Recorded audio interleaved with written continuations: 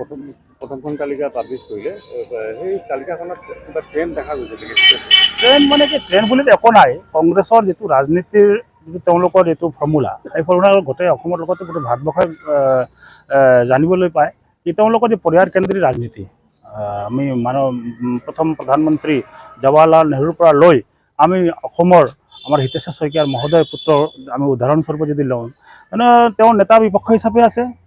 প্ৰায় আমাৰ তৰুণ গগৈ, প্ৰায়তো আমাৰ মুখ্যমন্ত্ৰী তৰুণ গগৈ পুত্ৰ আমাৰ অসম প্ৰদেশৰ তেওঁ সভাপতি হিচাপে আছে। মানে যাৰ দেউতা MLA MP মুখ্যমন্ত্ৰী থাকিব পাৰে এনে মানুহে পোৰ্টফলিঅ' বা টিকেট পাব। চাওক না, কোনে পাইছে? হিতেশ্বৰ শইকীয়াজী কাৰ ল'ৰা?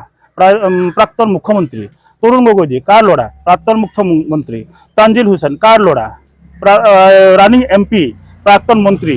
আৰু বৰদলৈজী কাৰ ল'ৰা? আমাৰ সকলোৱে জানো তেওঁ ৰানিং MP, অসমৰ এটা নাম ধৰা এটা নেতা।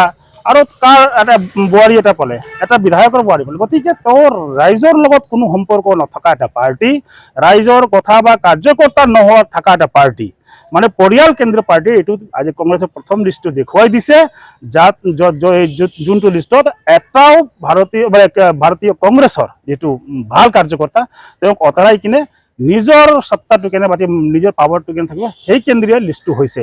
আমি সকলোৱে চালোঁ তৰুণ গগৈ ল'ৰা, আমি সকলোৱে চালোঁ দেৱব্ৰত শইকীয়াৰ লিষ্টটো, আমি তানজিন হুছেইন বৰদলৈ চাহেবৰ ল'ৰা। আমি এই লিষ্টটো চাই কি জনগণক পেলাই দি জানে জনগণৰ আশীৰ্বাদ নাই।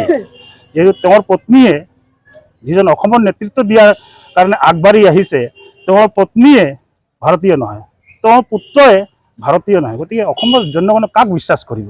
যিজন নিজৰ ডাউট আছে কি আমি তেওঁ দেশপ্ৰেমী হয় নে নহয়, দেশৰ কাৰণে কি কৰিব।